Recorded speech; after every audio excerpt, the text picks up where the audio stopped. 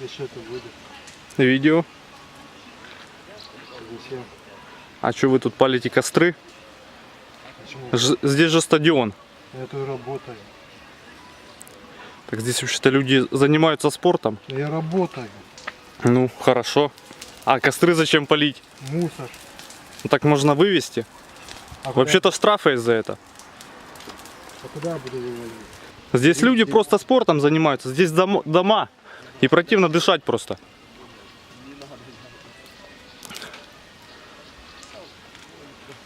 Ребята, вам здесь сидеть не противно из-за дыма? Просто нельзя так.